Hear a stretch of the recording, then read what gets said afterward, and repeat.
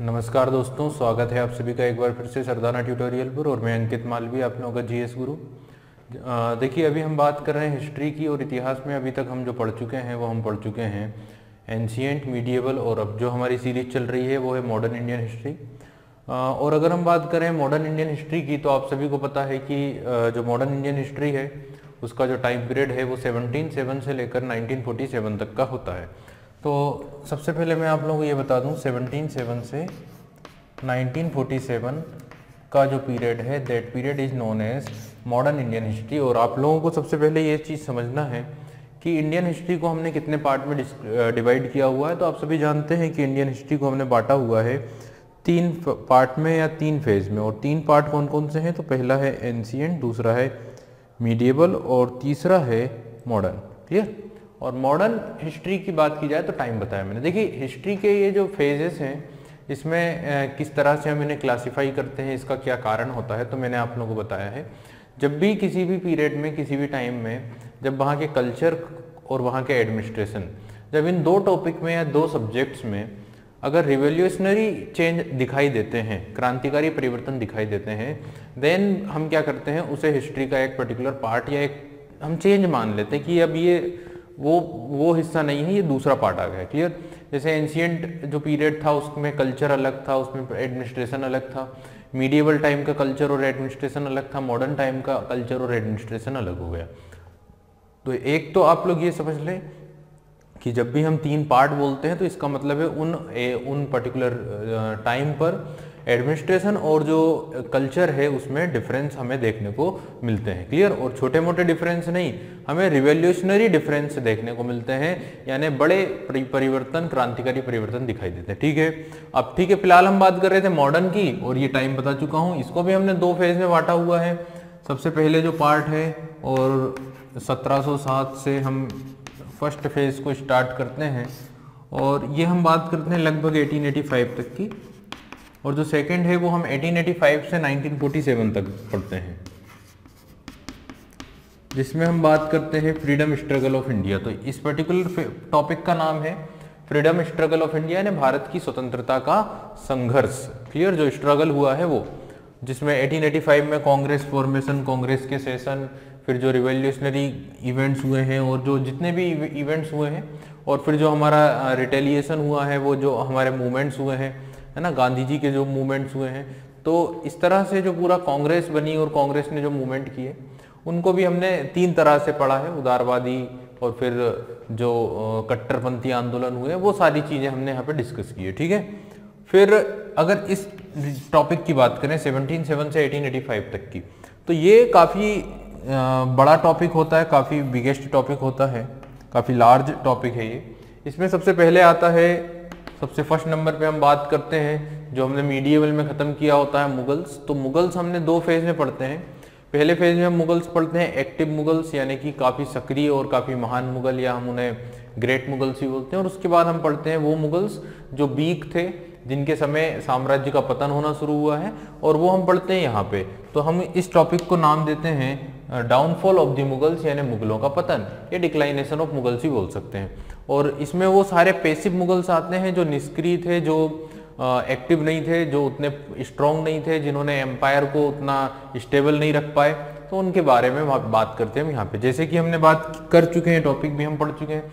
यहाँ पे हमने बात की है बहादुर शाह की, जहादार शाह की। इसके बाद दोनों के बाद आते हैं आपके फर्रुखशियर, फिर उसके बाद आता है रफ़ीउद्दर्जात, रफ़ीउद्दौला, और फिर आता है आपका मोहम्मद शाह। मोहम्मद शाह के बाद फिर अहमद शाह, आलमगीर सेकेंड, है ना, फिर शाह आलम द्वितीय।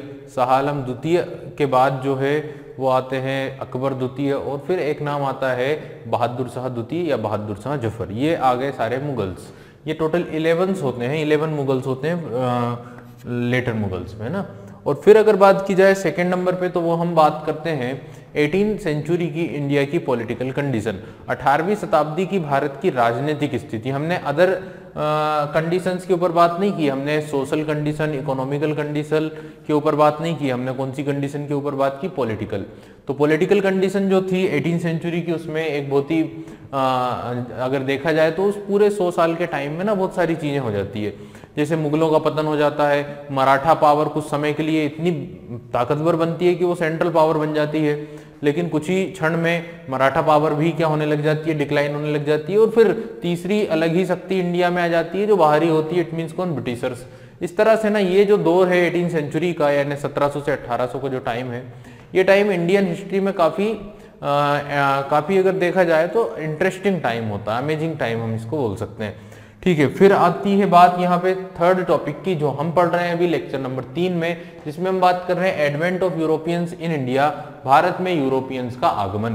क्लियर, तो ये एक टॉपिक है advent of Europeans in India, और आप सभी को मैंने बताया है कि इंडिया में जो यूरोपियंस आए हैं उनका एक सीक्वेंस है, जैसे कि फर्स्ट नंबर पे आए हैं पोर्तुगीज, फिर आए हैं डच, फिर आए हैं ब्रिटिशर्स, फिर आए हैं आपके डेनिश, फिर आए हैं फ्रेंच, और फिर आए हैं आपके स्वीडिश। इस सीक्वेंस में लोग आए हैं।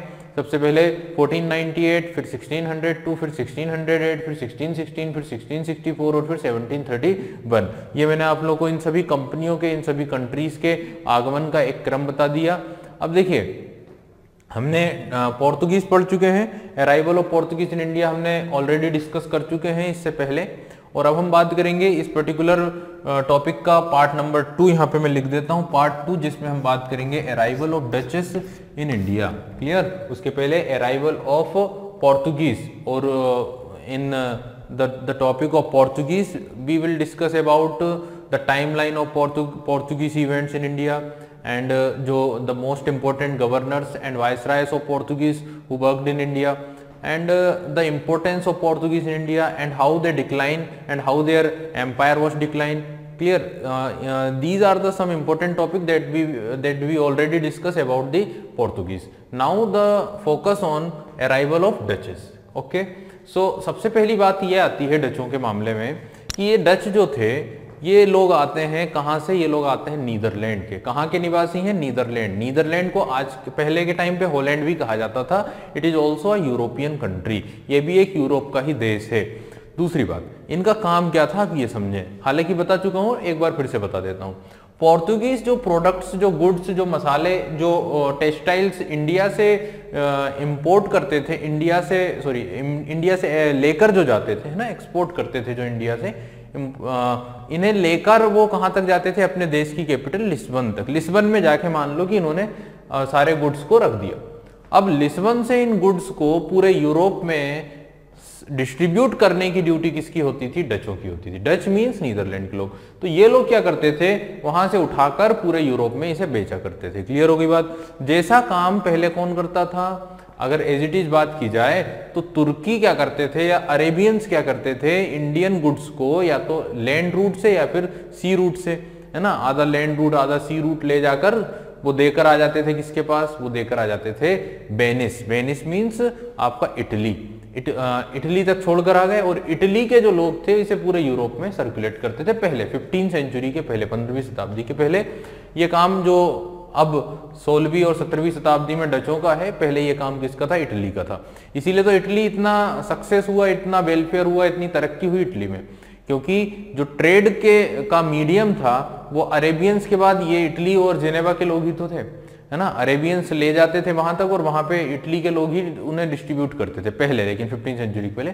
अब तो समुद्र का एक नया रास्ता खोज लिया, तो ये लैंड रूट के ऊपर डिपेंडेंसी खत्म हो गई और कंटिन्यू लैंड रूट नहीं था। देखिए आप ये समझें कि यूरोप से इंडिया तक का लैंड रूट कितना लंबा होगा और कितना कष्टकर होगा, और साथ में गुड्स को लेकर जाना उस जमाने में, जिस जमाने में आपके पास ट्रेन्स नहीं है, आपके पास कोई गुड्स व्हीकल्स नहीं है, कोई ट्रक नहीं है, तो फिर ये काफी मुश्किल काम रहता है। तो लैंड रूट उतना इजी नहीं है। क्लियर, जितना आज के समय इजी बन गया उतना इजी नहीं था लैंड रूट। तो बेसिकली जो रूट था वो आपका सी रूट ही था, है ना। लेकिन सी रूट इतना कठिन था क्योंकि आप ये समझें कि आप यहाँ से अरेबियन सी से जाएंगे कहाँ पे, आप जाएंगे gulf of Persia. Clear, gulf of Persia से फिर आप थोड़ा सा लैंड एरिया पकड़ते हुए मेडिटेरियन सी, और मेडिटेरियन सी से आप चले जाते हैं इटली, है ना। ये रूट था। लेकिन इस रूट में भी इतनी प्रॉब्लम्स थी, इतनी वहां पे इतना ज्यादा कोहरा होता था उस गल्फ ऑफ पर्सिया वाले क्षेत्र में, या रेड सी से जाएंगे तो रेड सी में इतना कोहरा था, इतनी ठंड थी, और काफ़ी कष्ट वाला काम था वहाँ पे प्रोडक्ट्स को ले जाकर यूरोप तक पहुँचाना। तो ये भी प्रॉब्लम वाला काम था।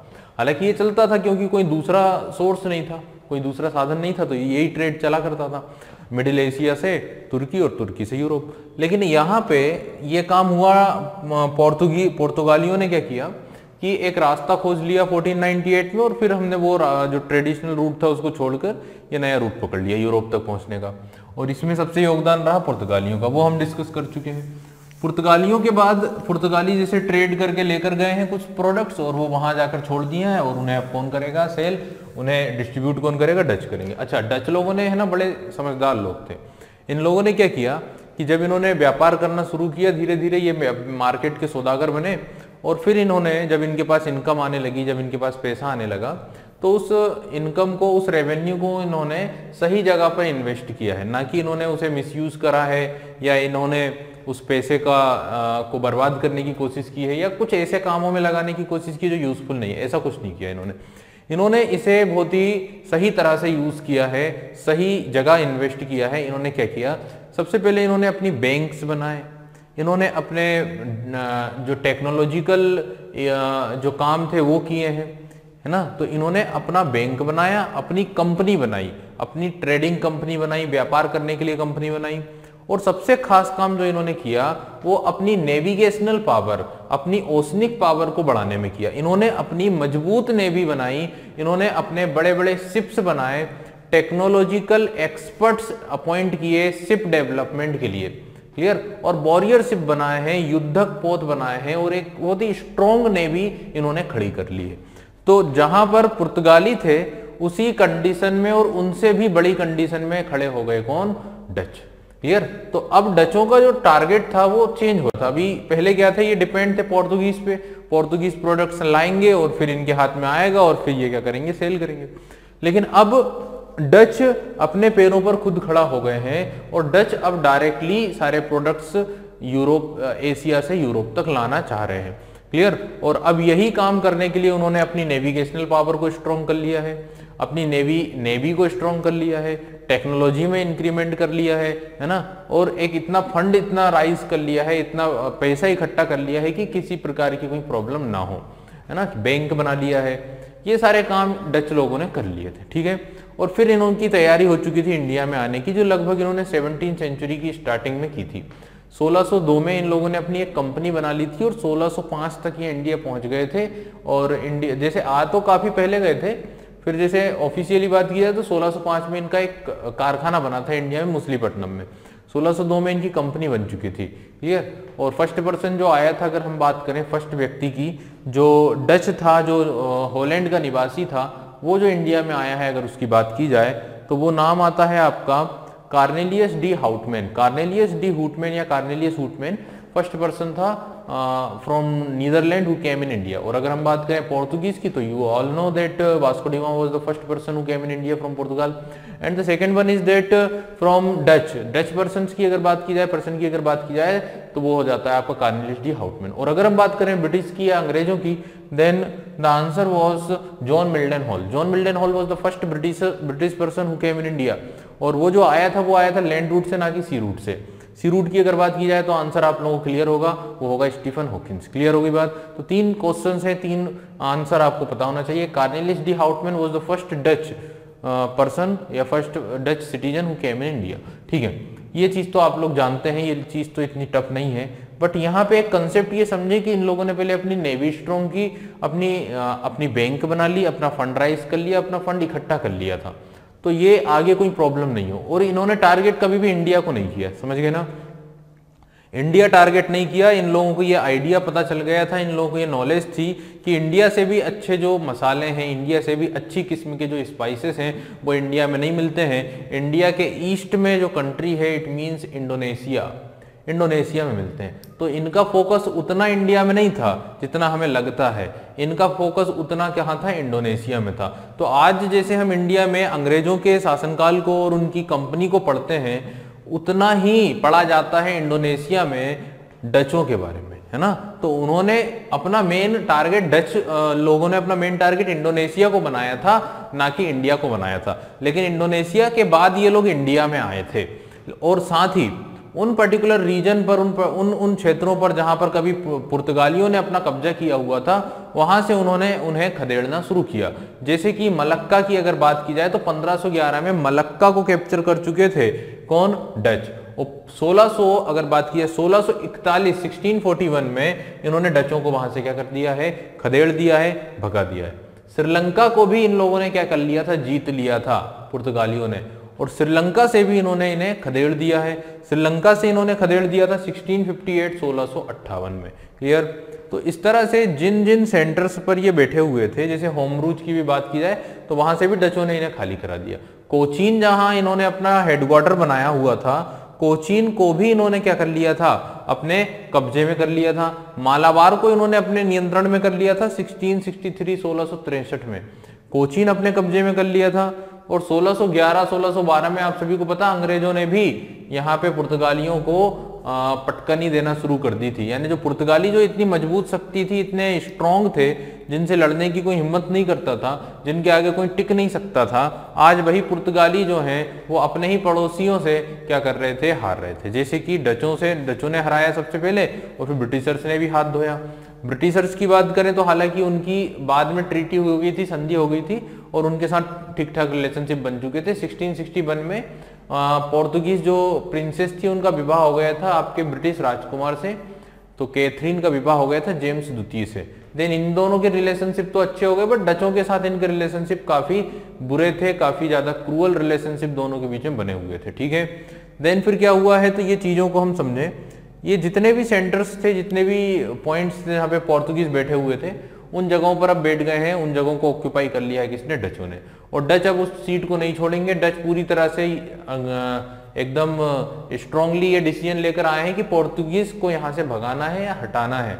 क्लियर? तो डच स्ट्रांग होते जा रहे थे धीरे धीरे धीरे इंडिया में भी, और पोर्तुगीज लगातार वीक होते जा रहे थे, कमजोर होते। और पुर्तगालियों की समस्या सिर्फ इतनी नहीं थी। अच्छा, डच लोग क्या थे कि डचों ने क्या करा, सबसे खास बात, इन्होंने इंडियन रूलर्स के साथ अच्छे रिलेशनशिप रखे, भारतीय राजाओं के साथ अच्छे संबंध रखे, जिससे कि उन लोगों ने भी हेल्प की डचों की, डचों के साथ अच्छे पेश आए वो, और डच उनके साथ अच्छे पेश आए। लेकिन पुर्तगीज की बात की जाए तो इन्होंने इंडियन रूलर्स के साथ अच्छे रिलेशनशिप नहीं रखे थे, है ना। वो इनके खिलाफ थे, इंडियंस इनके खिलाफ थे। स्टार्टिंग से ही बात करें, जेमोरिन और जो कोस्टल रूलर्स थे उनके साथ युद्ध हुआ था आपके 1509 में। अगर हम देखें तो फ्रांसिस्को डी अल्मेडा ने युद्ध लड़ा था, फिर अल्बुकर्क ने कई वॉर्स किए हैं। तो इस तरह से इनके इंडियन रूलर्स के साथ रिलेशनशिप अच्छे नहीं थे।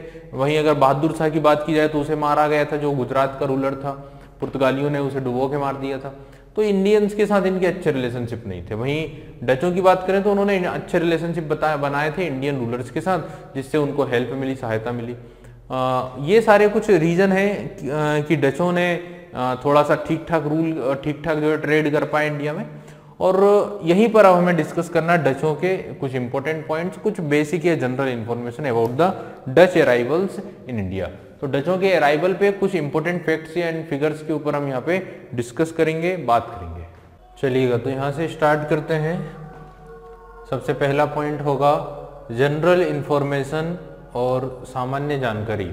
देखिए, इसमें पहला ही पॉइंट ये है कि first person who came in India from Netherland, the answer I discuss already. जिनका नाम क्या था? जिनका नाम था कार्नेलियस हूटमैन। तो आप लोगों को ये नाम ध्यान रखना है, first Dutch who visit in India. Clear? Answer होगा Cornelius हूटमैन।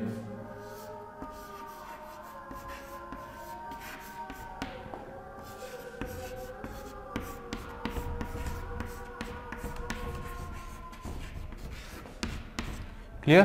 Cornelius Houtman was the first citizen, कहाँ से जो इंडिया आया था, जो आया था आपका नीदरलैंड से। और ये जो था ये व्यक्ति, ये 1569 में आया था। 1569 इट मीन्स काफ़ी पहले।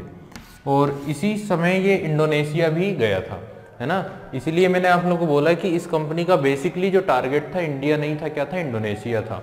कार्नेलियस हूटमैन ने इंडिया और इंडोनेशिया दोनों जगह पर विजिटिंग की थी, और उसे जानकारी थी कि इंडिया से ज़्यादा अच्छी क्वालिटी के जो मसाले थे, जो स्पाइसेस थे, वो कहाँ मिलते हैं? इंडोनेशिया में। क्लियर? तो ये एक बात हो जाती है कि कार्नेलियस हूटमैन सबसे पहले आ चुका था। और वो कब आ चुका था? वो आ चुका था 1569 1559 में, क्लियर, सॉरी 1569 में इसकी इंडिया में जो आवाजाही है वो हो चुकी थी, क्लियर, ठीक है। इंडोनेशिया में अगर बात की जाए तो इंडोनेशिया में ये कहाँ आया था, तो इंडोनेशिया में ये आया था सुमात्रा। इंडोनेशिया में कहाँ पर गया था, सुमात्रा में गया था, क्लियर, ठीक है। ये पहला पॉइंट हो जाता है। दूसरे पॉइंट की अगर बात की जाए तो ये तो सिंपल सी बात है कि डच का मतलब होता है रेसिडेंट ऑफ नीदरलैंड, तो ये सभी लोग जानते हैं, इसमें कोई डाउट होगा नहीं आप लोगों को। दूसरा पॉइंट क्योंकि यही था कि रेसिडेंट ऑफ नीदरलैंड को ही डच कहा जाता है। जैसे पुर्तगाल के रेसिडेंट को हम पोर्तुगीज कहते हैं, ब्रिटेन के रेसिडेंट को हम अंग्रेज कहते हैं ना, ब्रिटेन या इंग्लैंड के लोगों को क्या कहा जाता है, अंग्रेज। उसी प्रकार इन्हें कहा जाता है डच, हालांकि थोड़ा डिफरेंट है बट यही है, क्लियर। चलिए तीसरा पॉइंट, तीसरा जो पॉइंट है वो ये है कि आपको कंपनी का नाम ध्यान रखना होगा और कंपनी कब स्टेब्लिश की गई है वो ध्यान रखना होगा। तो इन 1602 में डच ईस्ट इंडिया कंपनी का क्या हुआ था, स्टेब्लिशमेंट हुआ था। यहां पे मैं बात कर रहा हूं Dutch east India company.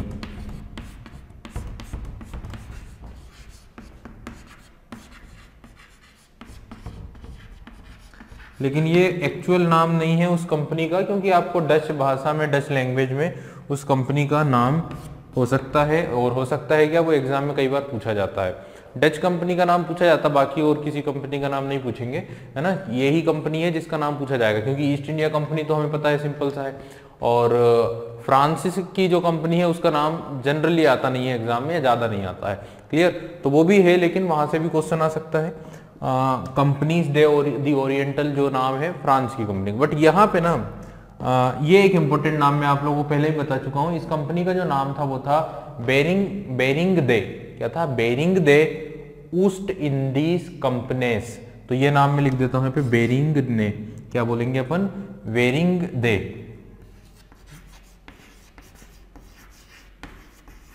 Bearing दे, क्लियर। तो पहली बात की जाए तो बेरिंग दे ओस्ट बेरिंग दे ओस्ट इंडेसे,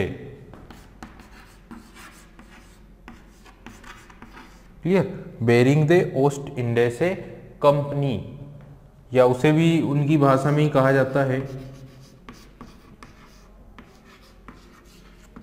कंपनी, क्लियर, ठीक है। तो ये मैंने आप लोगों को बता दिया कि ये जो अजीब सा नाम है आप लोगों को दिख रहा है, ये उस कंपनी का नाम था, और शॉर्ट में इसे कहा जाता है VOC, बेरिंग दे ओस्ट इंडी से कैंपेनी या कैंपने। तो ये पर्टिकुलर नाम था, जो भी है, जैसा भी है, बस ये उनकी कंपनी का नाम था। शॉर्ट में ध्यान रखिएगा, VOC is the name of the Dutch east India company. तो डच ईस्ट इंडिया कंपनी का नाम यही था जो मैंने आप लोगों को लिख के दिया, ठीक है। अच्छा, एक चीज जो इंपॉर्टेंट है ना वो ये है कि डच इस कंपनी की जो हम बात करते हैं, तो इस कंपनी पे गवर्नमेंट और व्यापारी दोनों का ही क्या था, नियंत्रण था, यानी दोनों का उतनी ही हिस्से। देखिए कंपनी का मतलब होता है एक व्यक्ति भी खोलता है और कई लोग मिलकर भी खोलते हैं। तो ये जो कंपनी थी इसमें गवर्नमेंट का भी पार्टिसिपेशन था, लेकिन गवर्नमेंट से ज्यादा पार्टिसिपेशन बिजनेसमैन लोगों का था, यानी व्यापारियों का था, क्लियर। डच सरकार और व्यापारियों की अगर बात की जाए तो डच गवर्नमेंट और व्यापारी दोनों का था, बट ज्यादा किसका था, बिजनेसमैन ज्यादा थे, ज्यादा कंट्रोल बिजनेसमैन का था कंपनी में, क्लियर। और यही कारण था डचों के सक्सेस का, डचों की सफलता का जो मेन कारण था अगर कंपेयर की जाए पोर्तुगीज से, है ना। अच्छा, लेकिन सक्सेस इंडिया में भले नहीं हुए हों, लेकिन सबसे ज्यादा सक्सेस कहाँ हुए, वो हुए हैं इंडोनेशिया में, क्लियर। तो इनकी सक्सेस का कारण था कि गवर्नमेंट के मुकाबले बिजनेसमैन का ज्यादा कंट्रोल होना, और दूसरी बात बिजनेसमैन छोटे छोटे नहीं थे, बड़े बड़े लोगों का यहाँ पे इन्वेस्टमेंट था, बड़े बड़े व्यापारी, जो यूरोप के भी बड़े बड़े व्यापारी थे, है ना। तो यूरोप के बड़े बड़े व्यापारी, ना कि सिर्फ नीदरलैंड के, यूरोप के बड़े बड़े व्यापारियों ने इस कंपनी में इन्वेस्टमेंट किया था। ये उस दौरान की सबसे बिगेस्ट और सबसे वेल्दी कंपनी मानी जाती थी। ईस्ट इंडिया कंपनी के आगे भी ये कंपनी उससे बड़ी मानी जाती है, ईस्ट इंडिया कंपनी से भी बड़ी थी। जो ब्रिटिश कंपनी थी उससे भी ज्यादा वेल्दी कंपनी मानी जाती है, कौन सी, VOC, it means Vereenigde Oost Indische companies, clear, ठीक है। ये बात समझ लें, क्योंकि इसमें ज्यादा पार्टिसिपेशन किसका था, बिजनेसमैन का, गवर्नमेंट का उतना कंट्रोल नहीं था, इसलिए कंपनी को अच्छे से रन किया जाता था, सही तरह से इसे रन किया जाता था, ठीक है। अच्छा, एक चीज ध्यान रखिएगा कि टारगेट इनका हमेशा इंडोनेशिया रहा है ना कि ज्यादा इंडिया पे फोकस नहीं किया, ज्यादा फोकस किस पर किया था, अपने इंडोनेशिया पर किया था। ठीक है, चलिए आगे बात करते हैं। ठीक है, इंडिया में इनका जो मेजर ट्रेड, अगर जैसे इंडिया की बात की तो इंडिया में भी ये लोग आए हैं और इंडिया में इनका जो मेजर ट्रेड था, बेसिकली इनका जो मेन टारगेट था इंडिया में ट्रेड का, वो टेक्सटाइल्स था। क्या था? टेक्सटाइल, यानी कि वस्त्र या कपड़े। तो इनका टारगेट जो था इंडिया में वो क्या था? वस्त्र या कपड़ों या टेक्सटाइल का क्या किया जाना, इंडिया से ट्रेड किया जाना। और इन्होंने इंडिया को टेक्सटाइल का सेंटर बना दिया था, टेक्सटाइल एक्सपोर्ट का, टेक्सटाइल निर्यात का, समझ गए? क्या बना दिया था? सेंटर बना दिया था। और इंडिया के वस्त्र को पूरे यूरोप में, पूरी दुनिया में क्या किया था? प्रसिद्धि लाने का काम किया था। किसने? डचों ने। तो ये एक चीज ध्यान रखिएगा कि इंडिया के जो टेक्सटाइल प्रोडक्ट्स थे, इंडिया के जो वस्त्र थे, इंडिया का जो रेशम था, उसे दुनिया में प्रसिद्धि दिलाने का काम किसने किया था? उसे दुनिया में फेमस करने का काम किसने किया था? तो आंसर मिलता है डचों ने। इंडिया को टेक्सटाइल एक्सपोर्ट का सेंटर किसने बनाया? तो आंसर आपका होगा डच। क्लियर? डचों का योगदान ये है। ठीक है, आगे चलते हैं। इंडिया में, ठीक है, ये बात हो गई है। अब दूसरी अगर बात करें ना, तो इन्होंने इंडिया में इन्होंने जो अपना सेंटर बनाया था, इन्होंने अपना जो पूरा ट्रेड था एशिया का, ईस्टर्न एशिया या पूर्वी एशिया में जो अपना ट्रेड का जो मेन सेंटर बनाया था, वो बनाया था बेटविया को। बेटविया इनका ट्रेड सेंटर था एशिया में। और ये जो जगह आती है, ये आती है इंडोनेशिया में। तो इंडोनेशिया में एक पर्टिकुलर जगह आती है जिसे हम बोलते हैं बेटविया, और उसे ही इन्होंने अपना क्या बनाया है? केंद्र बनाया। तो चौथा पॉइंट यहां लिख रहा हूं, बेटविया, BETBI/A। तो Batavia is the trade center. Clear? Batavia जो था इनका व्यापार का केंद्र था। ये कहां है? ये इंडोनेशिया में है। तो इंडोनेशिया का ही बेटविया इनका ट्रेड सेंटर बन चुका था। यहां से इसे केंद्र बनाकर पूरे ट्रेड को ये रन करते थे या सर्कुलेट करते थे। ठीक है, ये एक आपकी जनरल इंफॉर्मेशन हो जाती है। भारत में अगर बात की जाए, देखिए कंपनी तो 1602 में बनी, व्यक्ति 1569 में आ चुका था। लेकिन इंडिया में अगर इनकी कंपनी की बात की जाए तो इनकी, या इनकी फैक्ट्री की बात की जाए ना, इंडिया में अगर इनकी फैक्ट्री की बात की जाए या कारखाने की अगर बात करें, तो इंडिया में जो इनका कारखाना खुला गया, फर्स्ट जो कारखाना इन्होंने इंडिया में खोला था, वो खोला था कहां पे? मसूलीपट्टनम में। क्लियर? तो मसूलीपट्टनम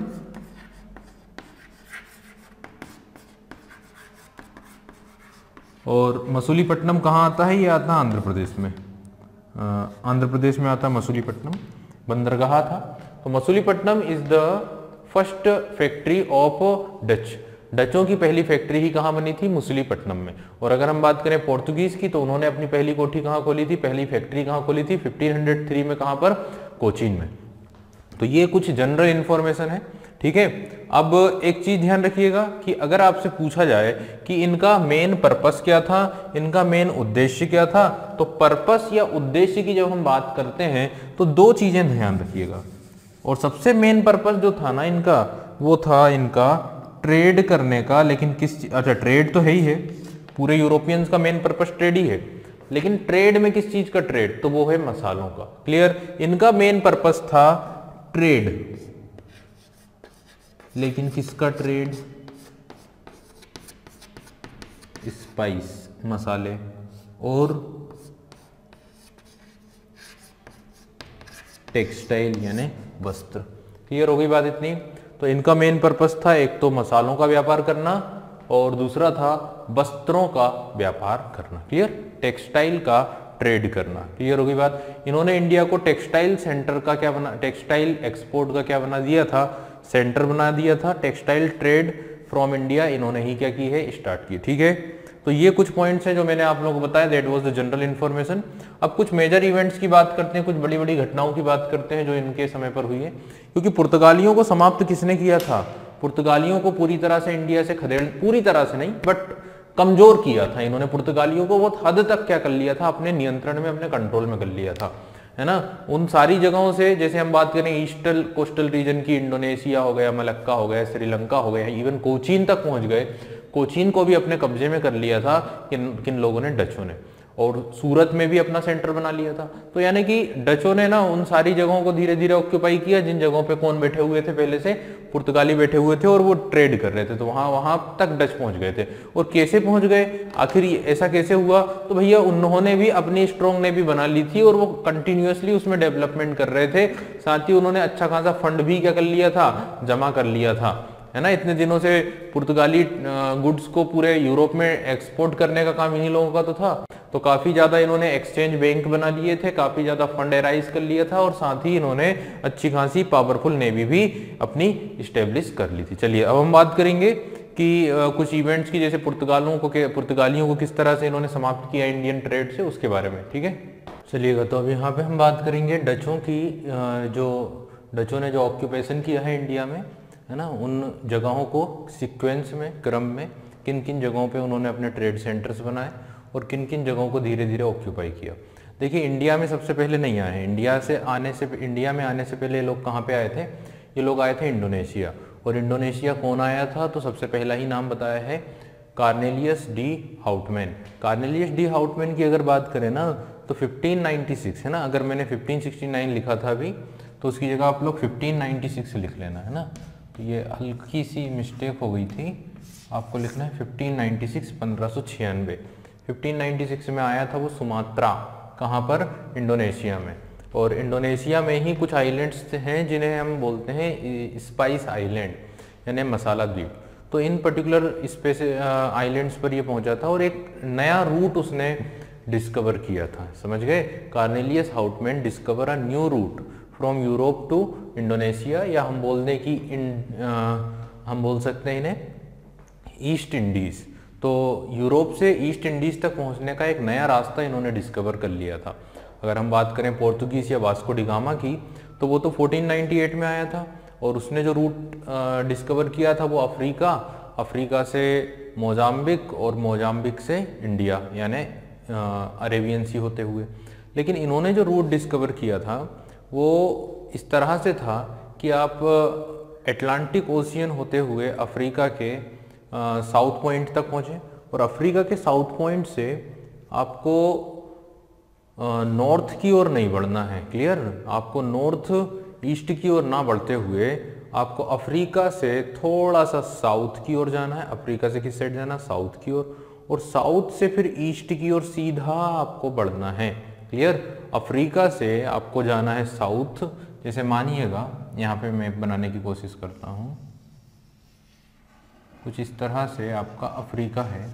तो ये यूरोप में यहाँ से आएंगे, यहाँ तक आएंगे अफ्रीका में, क्लियर, साउथ अफ्रीका में केप टाउन तक।